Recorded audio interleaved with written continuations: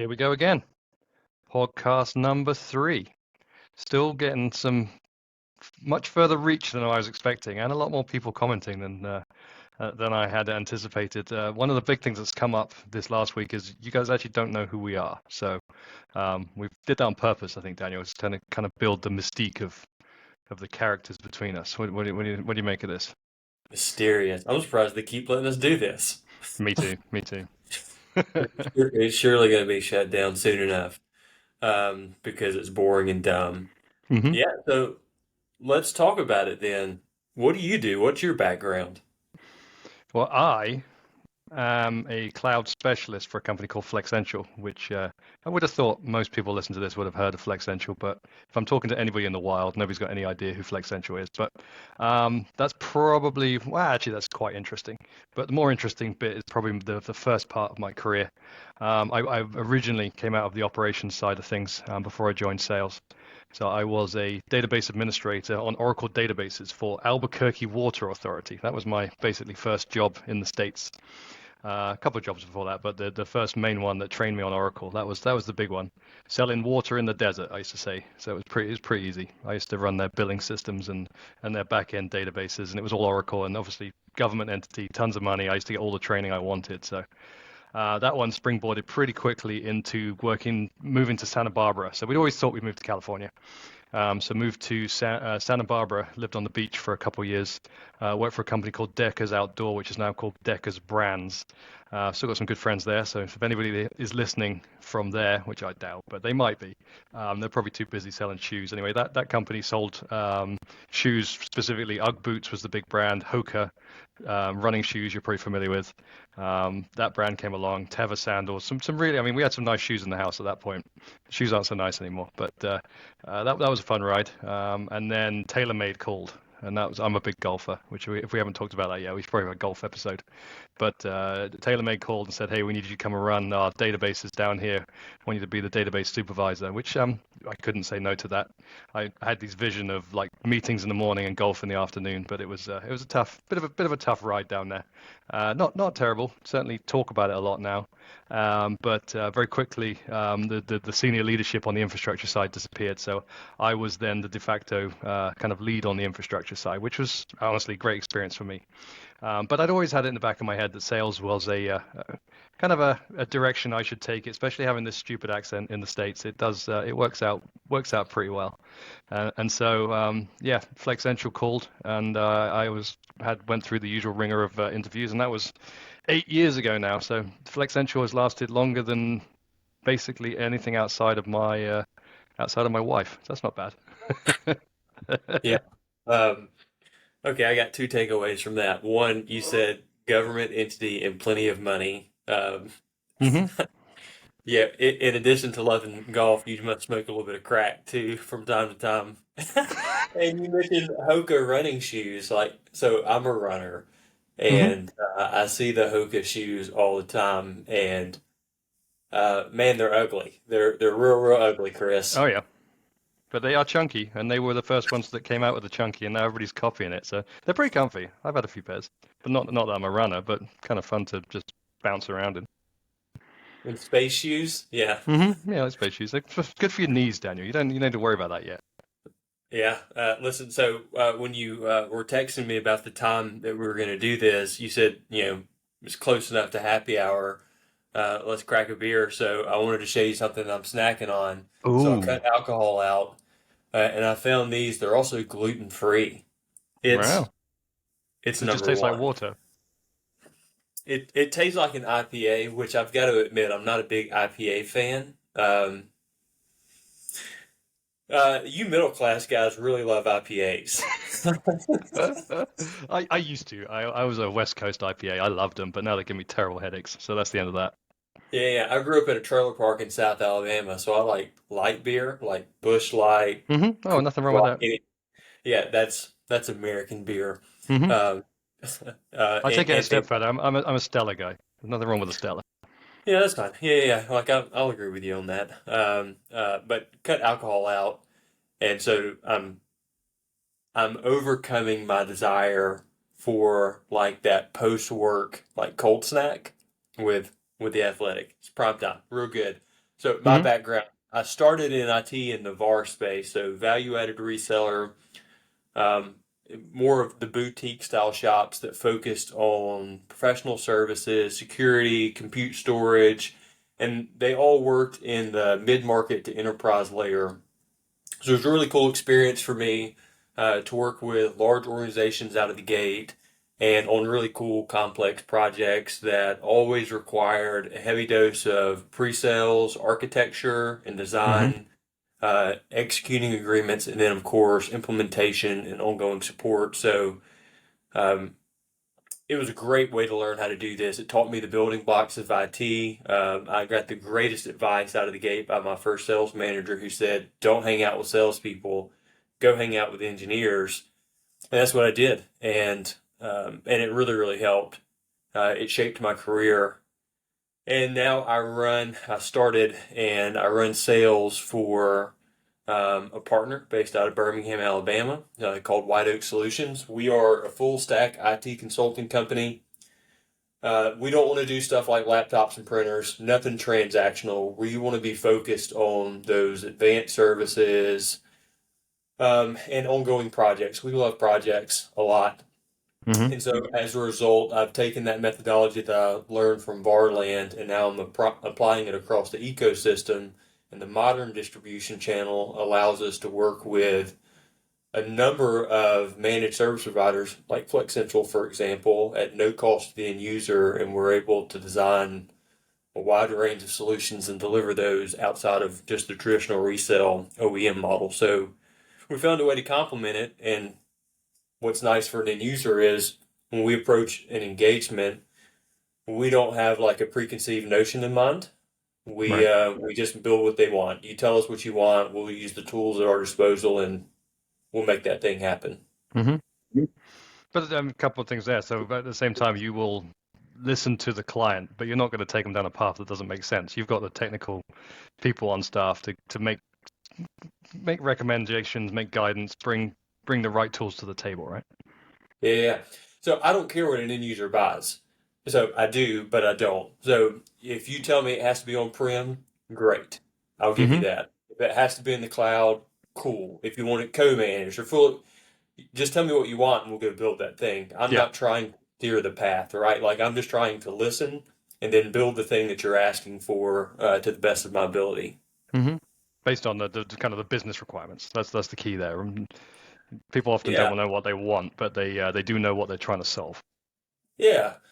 And so it creates, and I know that we're going to get into this, but it creates um, a unique approach where, and part of what we wanted to cover today was buying personas, and this is a good pivot into Hmm. that. So you have, if you work for a manufacturer, supplier, or a large sales organization, you have a very defined buying persona that you're looking for inside of an end user. And certainly we do as well. We may not call it out or name it in that way. So when I approach an engagement, sometimes I'm dealing with like an admin who's very technical, and we're in the weeds, like speeds and feeds. Here's my problem. Like let's find a technical way to solve this problem, and I'll bring in engineering to assist if it's outside of my personal scope.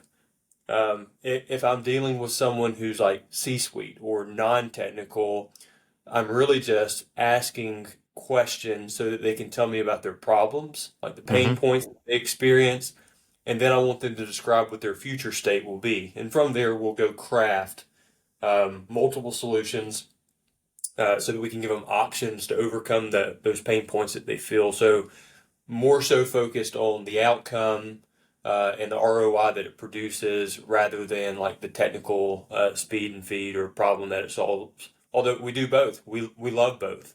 It just depends on what the end user needs and who's making the request. So what about the way that you do it on your side of the fence? I think you're right. I think it is more traditional. Like we want to get higher in the organization, we want to get wider in the organization.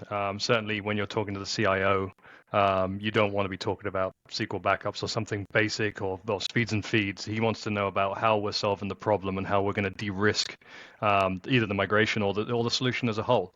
But personally, I never like to overlook anybody, even in the IT, just administration type roles.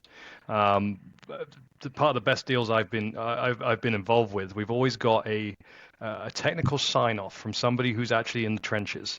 And if you can get that guy to not only give you that approval, that thumbs up to say, yes, this solution will work and this is what we're looking for, but then that guy also becomes your internal champion.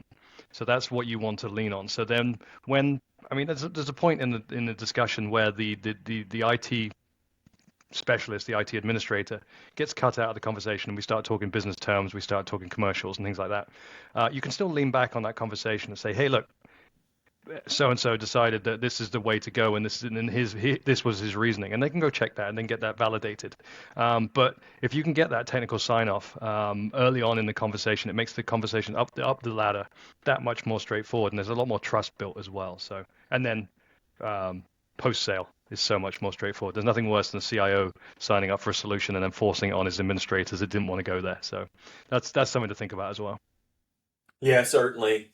Um, Ideally, you can check all the boxes, right? So we have some criteria that we always want to align on for every solution that we deliver, every project. So of course, I want to meet all the technical requirements. Like that's like ground zero, basic, right? Like it has to meet the technical requirements, integrate with all of the stack as appropriate. It doesn't wreck any of the dependencies down the line. Hmm. It at least builds in some future proofing, so you're not going to scale beyond the solution in 12 months, which is a disaster when that happens.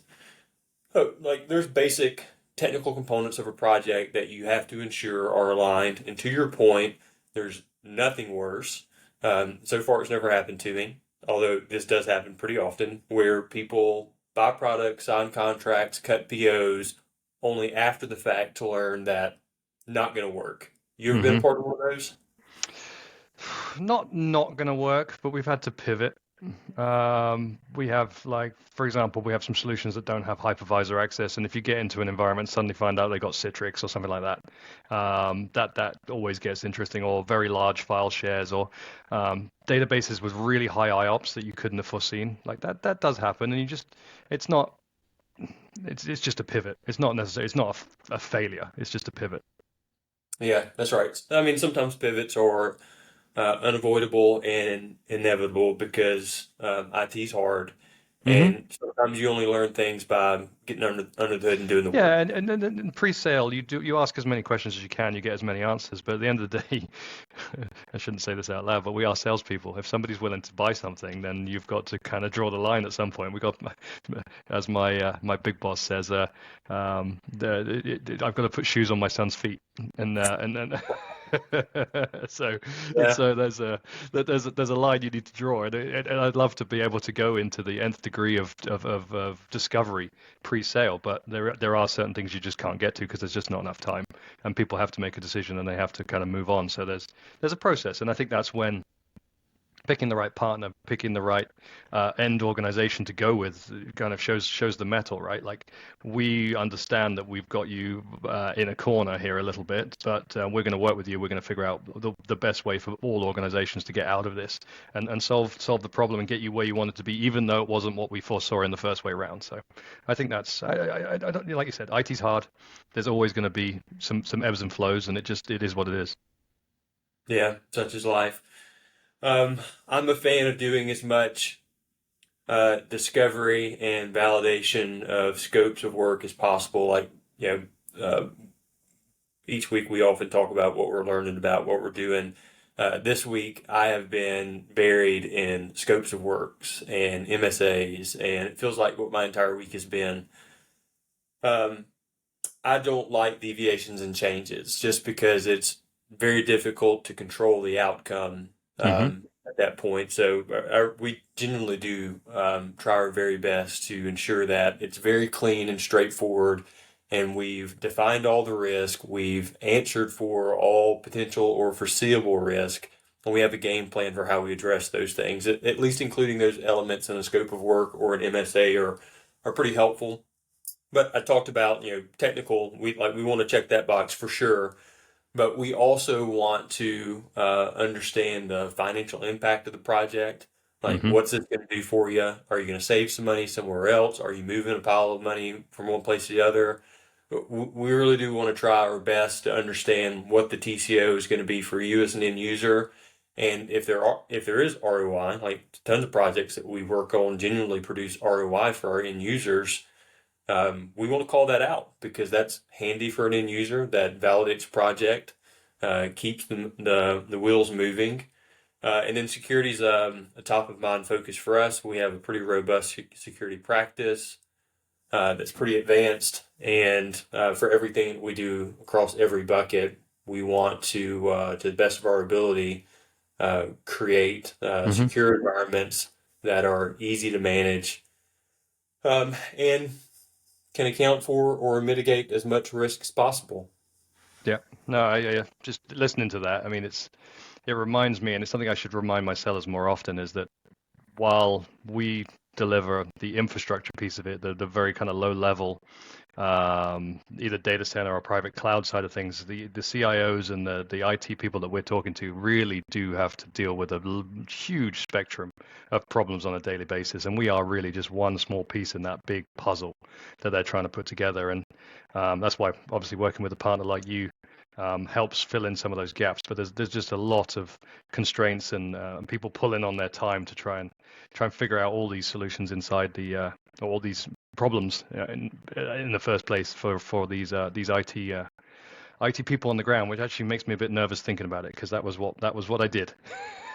Yeah. And I had lots of sleepless nights, and I brought a lot of stress home with me. So it makes me a bit apprehensive just to even think about it. But honestly, a couple of takeaways, Daniel. One, it sounds like you're trying to take over the world, which is great. Love it. And two, we're recording this at 7 a.m. and I'm trying to figure out why, even as non-alcoholic, you're drinking a beer, I see. Yeah. That's, that's a lie. We're not drinking. It is early afternoon. It is at least PM. But Well, you know what? Here's the deal. Just like you're lying about your accent, you're clearly lying about the time. yeah, clearly. But anyway, I think probably we are at 17 minutes. That's probably a pretty good third podcast, but we haven't talked about the most important bit. What happened to the Legion last week? I don't want to talk about it. It was a rough week. We just got smoked pretty hard in Louisville, Ouch. 5-0. Let's just say the fans are not happy in Birmingham. Oh dear. Well, things are a little bit more positive in San Diego, the San Diego Legion, and we'll save it for next week. I'll explain what rugby is. I think most people know what rugby is, especially We don't. you don't? Okay. We don't. The more I go up into the Northeast, people know what rugby is. But anyway, San Diego Legion beat Miami by a point, so that is a big win there. And they are off to New Orleans. I'm still confused about which way round the names go. New Orleans are coming to San Diego this weekend to play in the Snapdragon Stadium, which is the new stadium for the San Diego soccer teams that they've just built down there, and it looks very pretty. But I haven't been yet, so pretty uh, Man, pretty exciting times. we've got our home opener. By the time you drop this, it will have already happened. But home opener Sunday against the hated and loathsome What's that? Loudoun United. Oh, They're going down hard, Chris. I hope so. Sounds like I'm gonna have to try find that on. Where does that stream? Does that stream? ESPN. It is. Oh, Oh no, ESPN. We're a real sport. We have an that is a ESPN. real spot. Yeah. Hey, look, rugby's probably on the Ocho, dog. It's. I don't even think it shows. I think you maybe get it on somebody. Yeah. You get one man who's dog watching and he's streaming it on something. Yeah, Twitch they're probably. streaming that for free on their YouTube page. That's basically it. Yeah, that's what you're getting. The quality's questionable. That sounds about right. Yeah. You are going to have to explain what rugby is, and people in the Northeast don't speak for the rest of us, Chris. That's not fair. That's true, but I deal with more of them these days, so I do come across people fairly frequently that are familiar and have actually played it. So, well, we'll save it for next week. Let it be so. Well, Yeah. Chris, how are you going to spend this beautiful weekend? You got anything fun planned? So, yes. So, bit of golf tomorrow. Looking forward to that. And then I haven't told you about the boat club, I don't think. I just joined a boat club, so we're taking a boat out on Sunday afternoon. So, going to enjoy Can't that. hide money. Hmm. Come on, Flex Mitchell. You put this Yeah, man in the boat club. you're at the boat club, so it's a bit of fun. My son loves it. We get out there, we cruise around the island a little bit, enjoy some of the weather's been beautiful this week. I'm really enjoying South Carolina in the spring is pretty special. So, Yeah, spring in the oh, we, South we is we haven't talked about names. We had some pretty good names come in this week. Maybe we'll get to which that next week. oh, We next had week. Grits and Brits, I think was the front runner. That was pretty good. That's pretty good. I like grits and Brits. And then we had the whole play around the pitch, the IT pitch, because we're talking about the soccer and the rugby. But let's make that we can make that a segment next week. But anyway, let's wrap this up so people don't have to listen to us drivel on for too long. That's right. 15 minutes next week. That's the goal. That's the goal. That's what we aim for. But we keep gibbering, don't we? It's true. All right. All Yeah, right. we'll just Next, ramble. talk to you next week. Adios. Take care. Thanks. Bye.